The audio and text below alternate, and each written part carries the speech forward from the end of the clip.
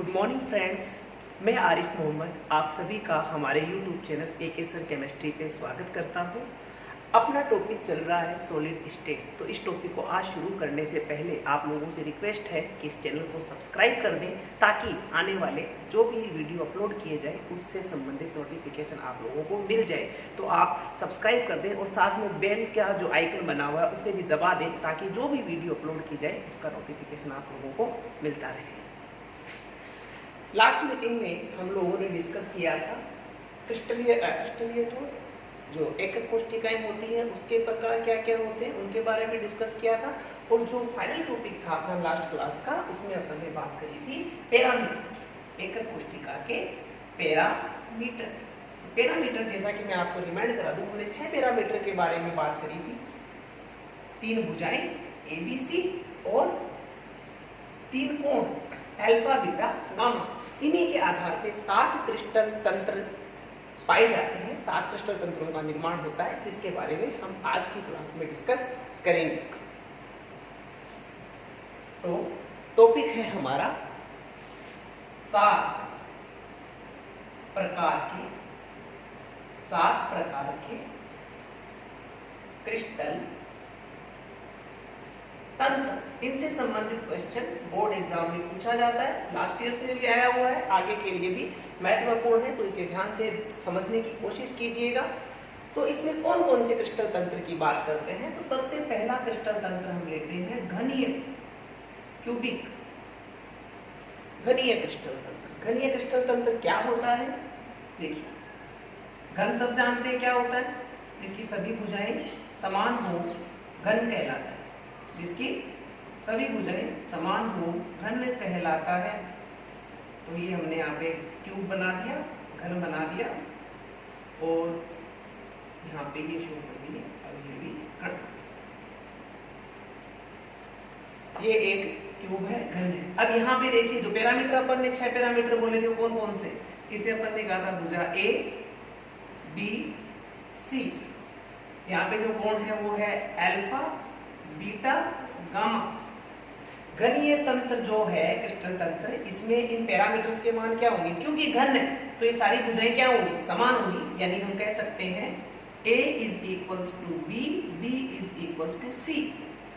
A, B, C तीनों भुजाएं समान होंगी। और इसके अलावा घन में जो कोण होता है, घन में जो कोण होगा वो कितने डिग्री का होगा? 90 डिग्री का। Alpha beta and gamma is equals to 90 degree. पहले प्रकार की जो क्रिस्टल तंत्र है वो कैसा होगा? घनीय। दूसरा है जिसे ये फर्स्ट टाइप बोल दिया। सेकंड जो हम यहाँ डिस्कस करेंगे उसे कहते हैं चतुष्कोणीय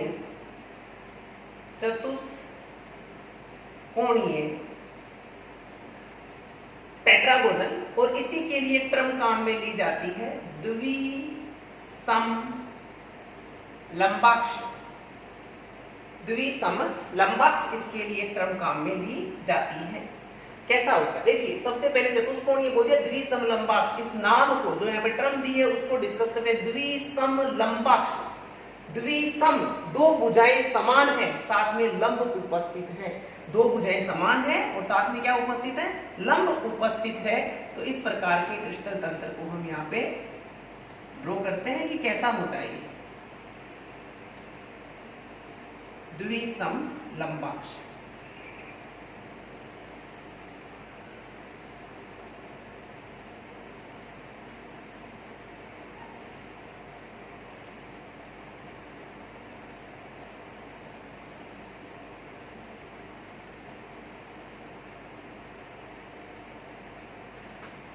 ये भुजा A, B, C कोण अल्फा, कोण बीटा, कोण गामा।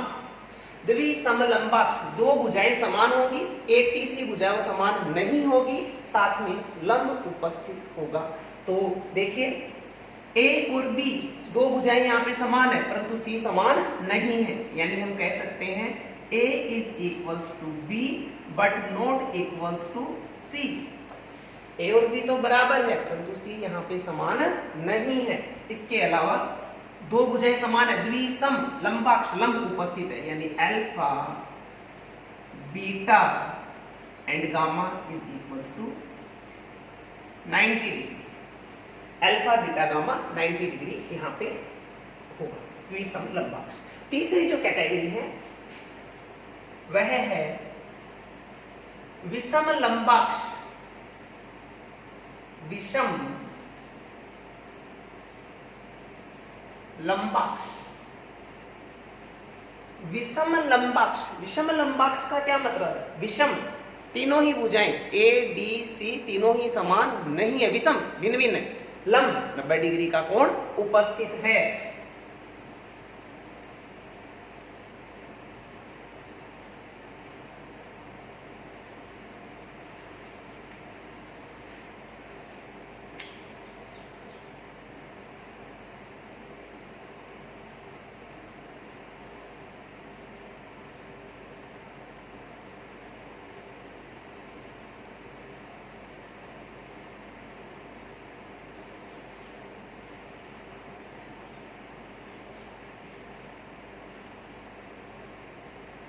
विषम लंबाक्ष देखिए ए बी सी, ए बी सी तीनों ही भुजाएं यहाँ पे समान नहीं है, यानी A is not equals to B and B is not equals to सी।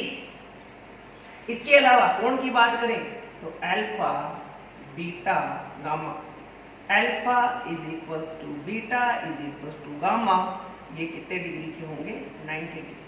विषम लंबाक्ष। एग्जाम में क्वेश्चन आता है तो इनके पैरामीटर पूछे जाते हैं या पैरामीटर बता के पूछा जाता है कि यह किस प्रकार का क्रिस्टल जालक होगा। तो आपके सामने है घनीय जिसमें सारी भुजाएं समान है, एबीसी बराबर है, अल्फा बीटा गामा 90 डिग्री है। द्विसम लंबाक्ष या चतुष्कोणीय ए बी, ए और बी तो समान है परंतु सी समान नहीं है, जबकि अल्फा बीटा गामा कितने डिग्री के? 90 डिग्री के। विषम लंबाक्ष, कोई सी भी भुजा समान नहीं है, साथ में लंब उपस्थित है, तो विषम लंबाक्ष देखिए ए बी सी समान नहीं है और अल्फा बीटा गामा कोण 90 डिग्री का है। तो तीन प्रकार के क्रिस्टल जालक हमने देख लिए, क्रिस्टल तंत्र देख लिए। आगे नेक्स्ट हम बात करेंगे फोर्थ टाइप, चौथे प्रकार का क्रिस्टल तंत्र, फोर्थ षटकोणीय। चौथा कौन सा कर रहे हैं? हेक्सागोनल, षटकोणीय, हेक्सागोनल। ठीक है, यहाँ पे अपन ड्रॉ कर लेते हैं इसको एक्सप्लेन करने के लिए।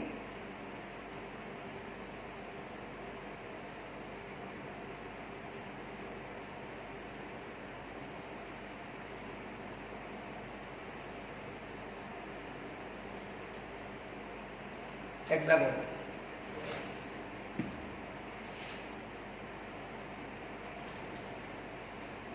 यहां पे ये इसका सेंटर है, इस सेंटर से इस पूरी की पूरी स्ट्रक्चर को यदि तीन भागों में डिवाइड किया जाए तो यहाँ पे कुल जो कोण होता है वो 360 डिग्री का होता है और 3 से डिवाइड करेंगे तो कितना बचेगा? 120 डिग्री।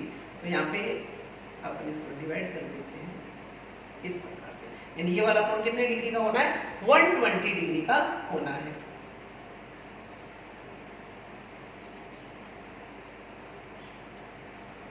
देखिए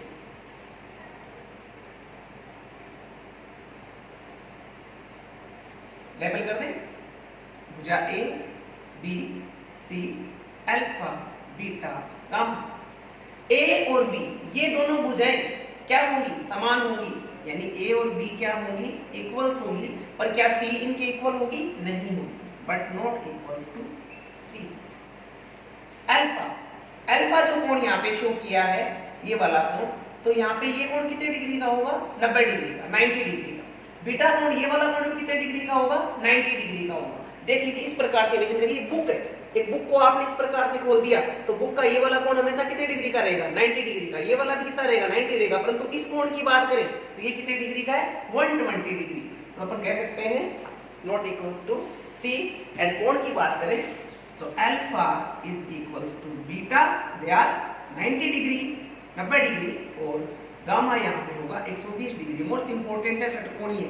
2 से 3 बार एग्जाम में, बोर्ड एग्जाम में पूछी गई है कि षटकोणीय जो आपका कृष्ण जालक होता है उसकी एकक कोष्टिका के पैरामीटर के मान बताइए, या ये पैरामीटर देखे और आपसे पूछ सकता है कि यहाँ पे किस प्रकार का कृष्ण जालक उपस्थित होगा, किस प्रकार की एकक कोष्टिका, मात्रक कोष्टिका उपस्थित होगी। ठीक है। नेक्स्ट अगला टॉपिक जो नेक्स्ट हम बना रहे हैं वो है फिफ्थ टाइप, जिसको त्रिकोणीय या इसी को बोलते हैं त्रिसमताक्ष।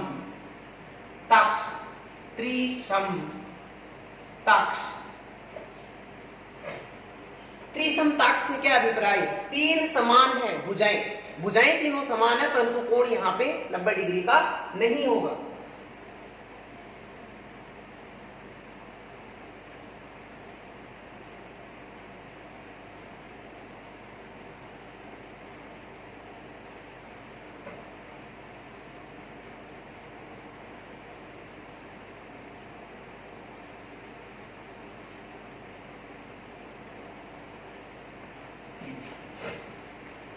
ए बी सी तीनों समान है, ए बराबर B, B is equal to C, यानी तीनों जो भुजाएं हैं वो समान है, परंतु कोण की बात करें अल्फा बीटा गामा, ये तीनों ही कोण यहाँ पे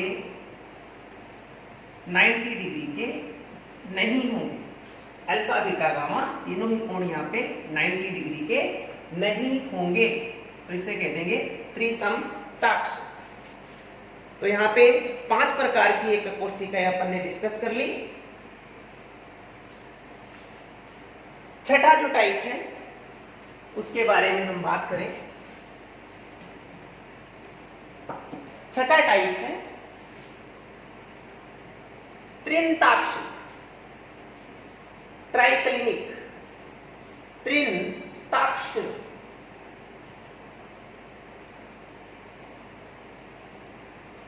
त्रिनताक्ष तीनों ही समान नहीं है, न तो तीनों भुजाएं समान है और न ही तीनों कोण समान है। त्रिनताक्ष तीनों कोण और भुजाएं नहीं है समान।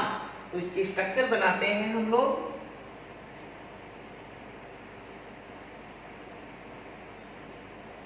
ट्राइक्लिनिक,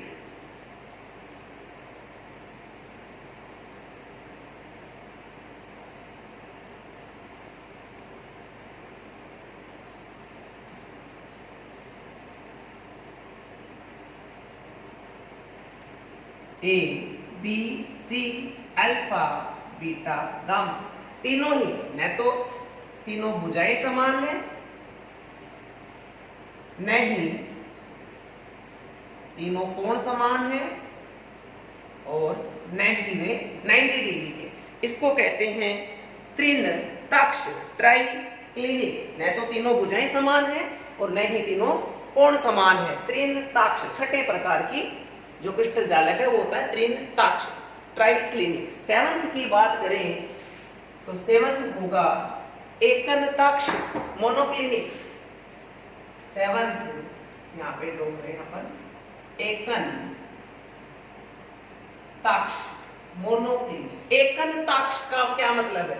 एक समान नहीं है, एक कोण नहीं है 90 डिग्री का, एक कोण नहीं है 90 डिग्री का। कौन सा? बीटा कोण 90 डिग्री का नहीं है, उसे कहेंगे एकनताक्ष।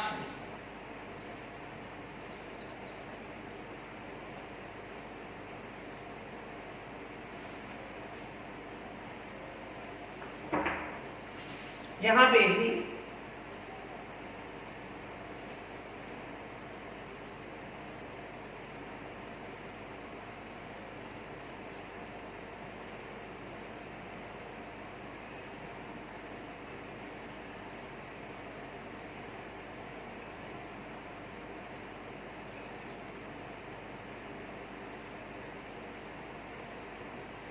कोण की बात करें तो ये भुजा हो गई ए, ये बी और ये सी। कोण यहां पे दोबारा से ड्रॉ करते हैं।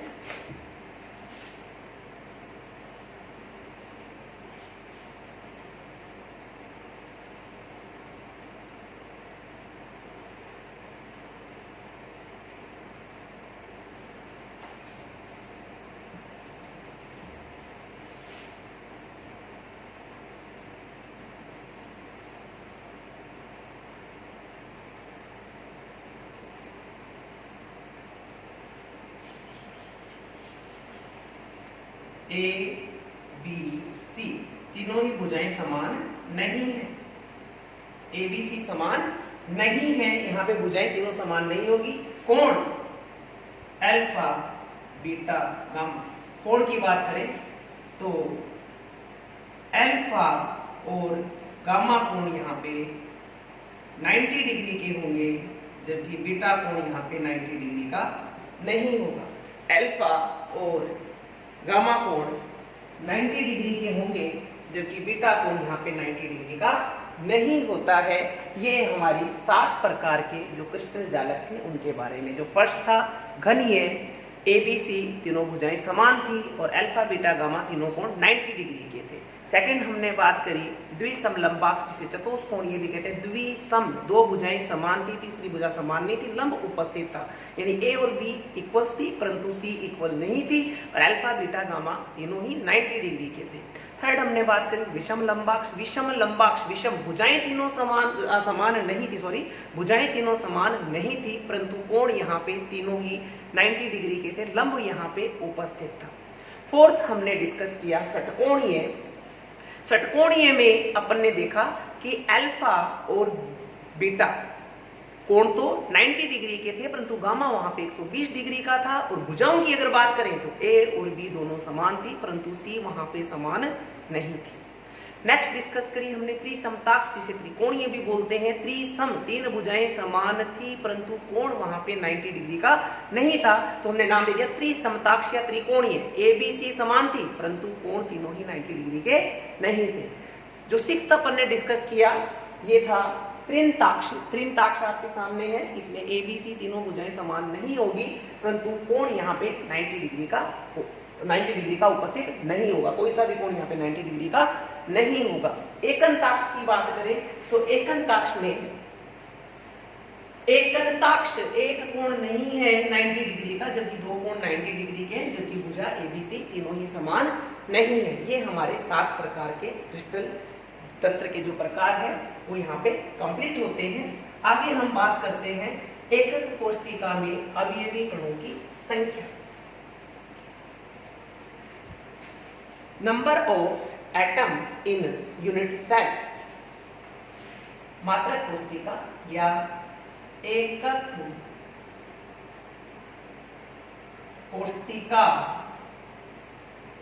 में अवयवी, एकक कोष्टिका में अवयवी कणों की संख्या। एकक कोष्टिका में अवयवी कणों की संख्या अपना अगला टॉपिक है। अपन ने लास्ट मीटिंग में 4 प्रकार की एकक कोष्टिकाएं डिस्कस करी थी। साधारण एकक कोष्टिका, अंतः केंद्रित या काय केंद्रित एकक कोष्टिका से बॉडी सेंटर्ड क्यूबिक बोलते हैं, फलक केंद्रित एकक कोष्टिका जिसे face centred cubic unit cell बोलते हैं, और अंत्य केंद्रित एकक कोष्टिका जिसे end centred cubic unit cell कहते हैं। तो यहाँ पे सबसे पहले अपन कणों की संख्या की बात करेंगे। आद्य या सरल या साधारण एकक कोष्टिका, फर्स्ट नोट करना, आद्य एकक कोष्टिका। आद्य एकक कोष्टिका कैसी होती है?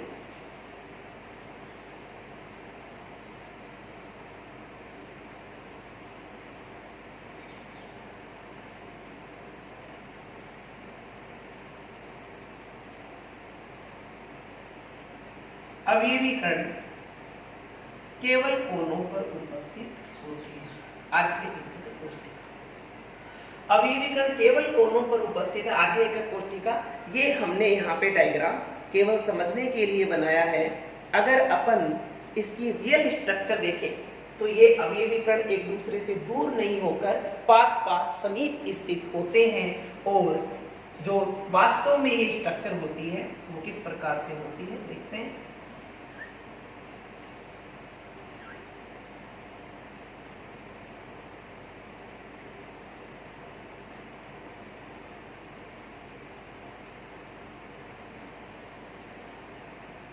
इस प्रकार, यानी 4 गोले हैं, 1 2 3 4, 4 गोले और 4 गोले इनके ऊपर रखे हुए हैं। अगेन 4 5 6 7 8, 4 नीचे 1 2 3 4 5 6 7 8, 4 बॉल्स नीचे रखी हुई है और उनके जस्ट ऊपर 4 बॉल्स रखी हुई है। इस प्रकार की ये स्ट्रक्चर होती है। रियल में एक एकक कोष्ठिका के हिस्से में कितना अवयवी कण आएगा? अपन ने इसको घनीय स्ट्रक्चर माना है और जो अवयवी कण वो पूरा का पूरा गोला है। तो एक गोला क्या पूरा का पूरा एक एकक कोष्ठिका के हिस्से में आता है? नहीं आता, क्योंकि ध्यान दे एक गोला है, इस गोले को बराबर से आप 8 भागों में बांट लिए। जो एकक कोष्ठिका का छोर है कोना आपको दिखाई दे रहा है, उसके हिस्से में कितना आएगा? केवल 1/8वां भाग आएगा। कैसे आएगा? जैसे एक गोला है, इस गोले के एक एकक कोष्ठिका यहाँ है, दूसरी इसके साइड में, तीसरी इसके सामने है, चौथी सेकंड वाली के सामने। 4 एकक कोष्ठिकाएं हो गई, आधा गोला कवर हो गया। अब आधा गोला जो ऊपर बचा हुआ है उस पे भी जो फर्स्ट वाली है उसके ऊपर 5वीं, सेकंड वाली के ऊपर 6ठी, थर्ड वाली के ऊपर 7वीं और फोर्थ वाली पे 8वीं। 8 घन रखे हुए हैं। आप इस प्रकार से इमेजिन करिए कि 8 डब्बे रखे हुए हैं, 1 2 3 4 5 6 7 8, और इन 8 घनों के जो कॉर्नर है, किनारे हैं, ये वाली ये भाग जहां पे टच कर रहा है उस जगह पर एक बॉल है और ये बॉल इन 8 एकक कोष्ठिकाओं में बंटी हुई है। तो वास्तविक स्ट्रक्चर जो इसकी होती है उसको अपन डिस्कस करें तो वो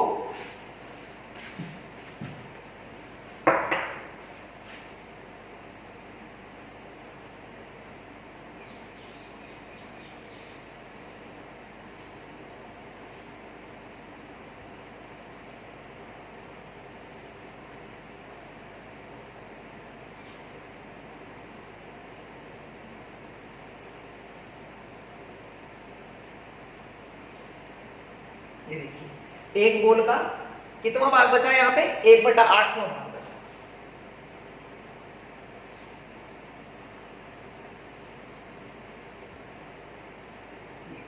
ये होती है इसकी वास्तविक संरचना। एक बॉल थी, इस बॉल का आधा भाग गया, फिर आधा बचा, उसके आपने 4 टुकड़े किए, आधा बचा उसके 4 टुकड़े करे, तो आधे का चौथा भाग इसके हिस्से में आ रहा है, यानी कुल का 1/8वां भाग। तो यहाँ पे अपन गोलों की संख्या कितनी, इसमें कुल कितने परमाणु उपस्थित होते हैं उसके बारे में हम बात करें। तो यहाँ पे कुल कितने गोले हैं? एकक कोष्ठिका में गोलों की, या इसको परमाणु भी कह सकते हैं, परमाणु की संख्या कितनी? 8।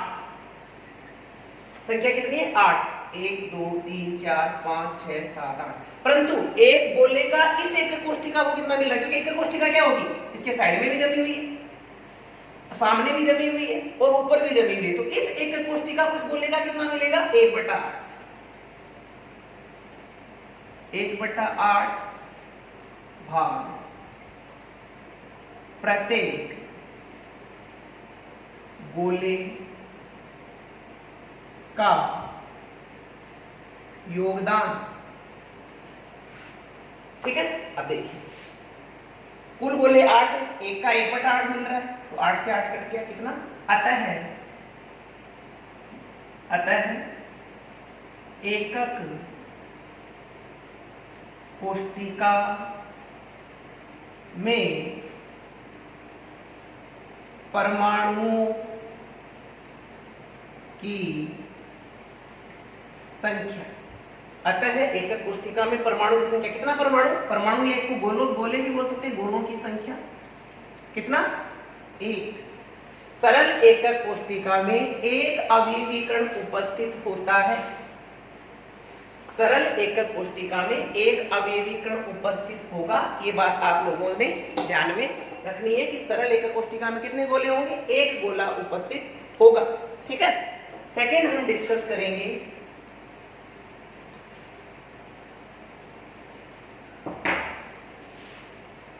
काय केंद्रित एकक कोष्टिका। स्काई केंद्रित के लिए टर्म काम में क्या ले सकते हैं? अंतः केंद्रित, अंतः केंद्रित, काय केंद्रित या अंतः केंद्रित, और इसको इंग्लिश में बोल दिया BCC, body centred cubic unit cell. BCC, body centred cubic unit cell इसे कहेंगे। तो इसमें भी अपने को कुल गोलों की संख्या यहाँ पे डिटरमाइन करनी है। तो देखिए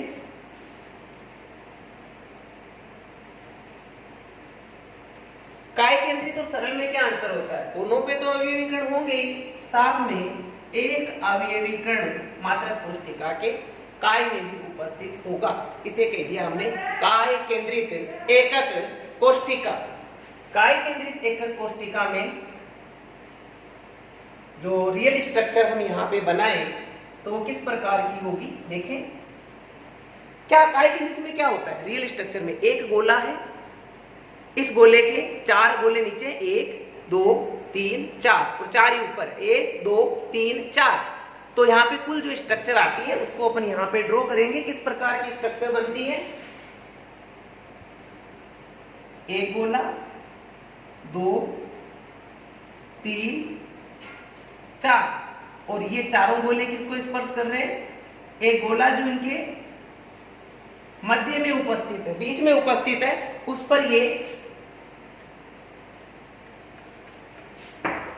इस प्रकार से उपस्थित होता है। एक गोला बीच में है और उस पे 4 गोले ये टिके हुए हैं। इसी प्रकार से इसी गोले के 4 गोले नीचे भी उपस्थित है।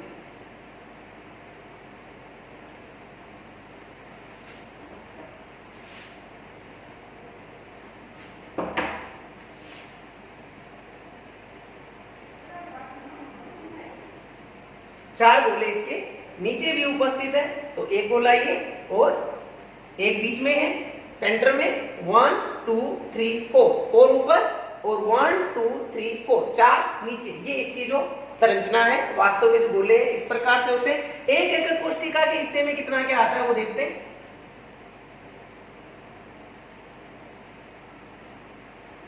एक एकक कोष्टिका के हिस्से में क्या आता है उसके बारे में हम यहाँ पे बात करेंगे।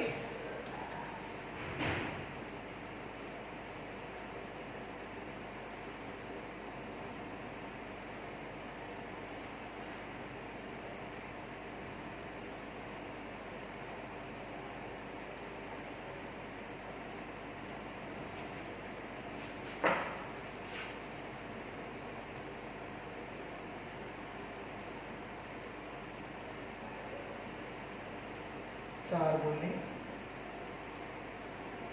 ऊपर, प्रत्येक का कितना मिलेगा? 1/8 भाग।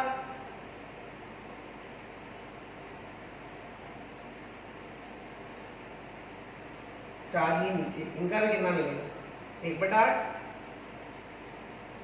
और एक गोला है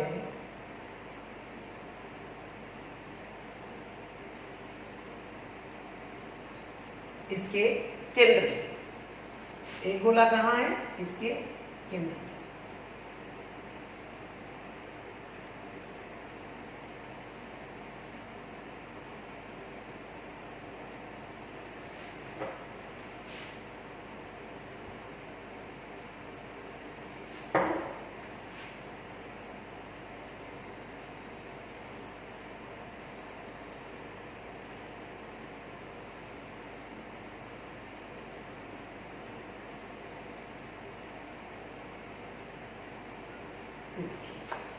एक गोला ये केंद्र में उपस्थित है और इसके ऊपर जो 4 गोले थे उसका प्रत्येक का 1/8वां भाग मिल रहा है। अब यहाँ पे देखने वाली बात ये है कि इसका तो 1/8वां भाग मिल रहा है, परंतु केंद्र में जो गोला उपस्थित है वो क्या किसी अन्य एकक कोष्टिका में बंटा हुआ है? क्या नहीं बंटा हुआ है। ये इंडिविजुअली व्यक्तिगत रूप से इसी एकक कोष्टिका का भाग है। तो अपन क्या कह देंगे? एकक कोष्टिका में गोलों की एकक कोष्टिका में गोलों की संख्या कहां पर? कोनों पर। एकक कोष्टिका में कोनों पर गोलों की संख्या, कोनों पर गोलों की संख्या 8 और 1/8 इसको मिल रहा है। तो कुल गोलों की संख्या कितनी होगी? अतः गोलों की संख्या बराबर 1। बराबर 1। इसका कितना मिलेगा? प्रत्येक का 1/8, तो इस एकक कोष्ठिका को कितना मिल जाएगा? 1 मिल जाएगा। जबकि अपन केंद्र वाली की बात करें, एकक कोष्ठिका के काय में गोलों की संख्या कितनी? 1। एकक कोष्ठिका के काय में गोलों की संख्या 1 और गुणा 1 प्रत्येक गोले का योगदान। जो काय में उपस्थित गोला है वो अन्य किसी भी एकक कोष्ठिका में नहीं बंटा हुआ, इसलिए इसका योगदान भी कितना हो गया? 1 हो गया। अतः 1 यहां पे, अतः गोलों की संख्या बराबर 1। इसलिए कुल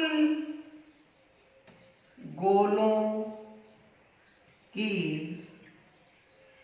संख्या बराबर 1 + 1 बराबर 2। कुल गोलों की संख्या कितनी होगी? 2। ठीक है, तो सरल एकक कोष्ठिका में गोलों की संख्या कितनी थी? 1। आधे एकक कोष्ठिका में उसी को सरल को ही बोलते हैं, तो आधे कह दे तो भी 1, सरल कह दे तो भी 1, साधारण कह दे तो भी 1। जबकि काय केंद्रित या अंतर केंद्रित में गोलों की संख्या कुल कितनी होगी? 2। 2 कहां से आई? 1/8, प्रत्येक का भाग मिल रहा है। कुल कितने? 8। 8 गुना 1/8 कितनी संख्या मिली? 1। रिजल्ट कितना मिला? 1। जबकि काय के केंद्र में मान लीजिए एक कार्टून है, उस कार्टून के अंदर आपने किसी बॉल को रख दिया, तो क्या वो बॉल पास में पड़े हुए अन्य कार्टूनों में बंटी हुई है? क्या नहीं बंटी हुई, ये इंडिविजुअली इसी कार्टून का भाग है। इसी प्रकार से यहाँ पे आप कह सकते हैं कि डब्बे में रख रखी है आपने बॉल, तो उसी डब्बे का पार्ट होगी जिसके अंदर ये बॉल पड़ी है, तो ये वाली बॉल अन्य डब्बों में नहीं बंटी हुई होगी। तो इसलिए ये व्यक्तिगत रूप से, इंडिविजुअली, स्वतंत्र रूप से इसी एकक कोष्ठिका का भाग होगी। ठीक है, तो ये हो गया आपका काय केंद्रित एकक कोष्ठिका में कणों की संख्या। नेक्स्ट अपन बात करेंगे फलक केंद्रित, अगला टॉपिक होगा हमारा फलक केंद्रित एकक कोष्ठिका में गोलों की या परमाणुओं की संख्या। फलक केंद्रित एकक कोष्ठिका में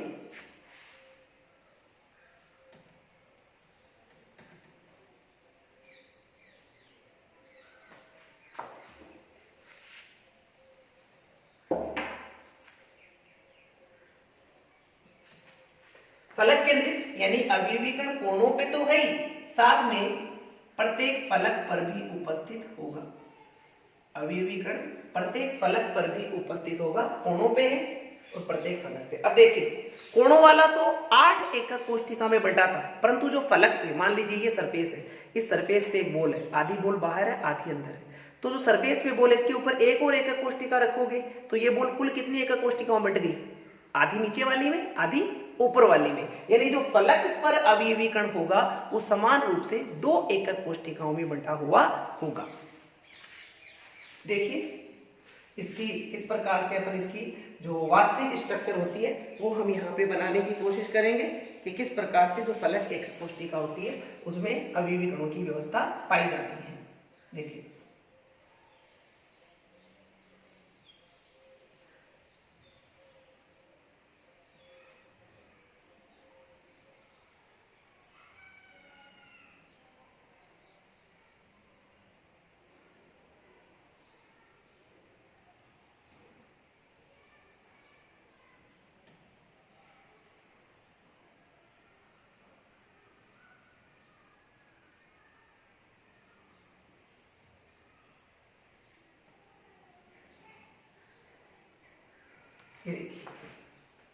जो फलक केंद्रित एकक कोष्ठिका होती है उसकी वास्तविक स्ट्रक्चर कुछ इस प्रकार की होती है।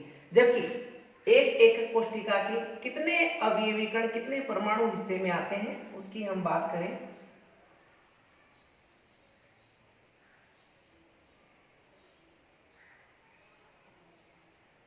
कोणे का प्रत्येक का 1/8 भाग ही मिलना है यहाँ पे भी।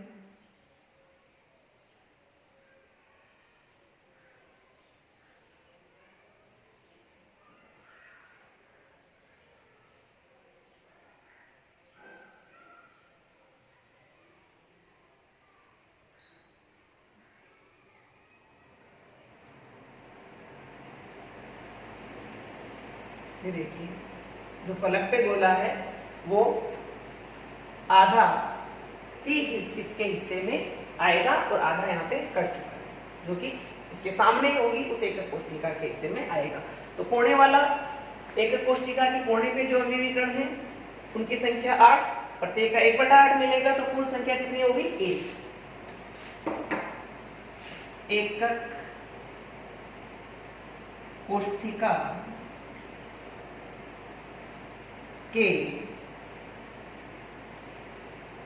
फलक पर फलकों पर गोले कितने 6 फलक है तो 6 गोले होंगे, 1 2 3 4, एक सामने 5 एक पीछे 6 गुणा 1/2। एक गोला एक एकक कोष्ठिका के हिस्से में कितना आएगा, एक गोला इस प्रकार से आधा एकक कोष्ठिका के अंदर है, आधा बाहर है, बाहर वाला कट के दूसरी में चला जाएगा।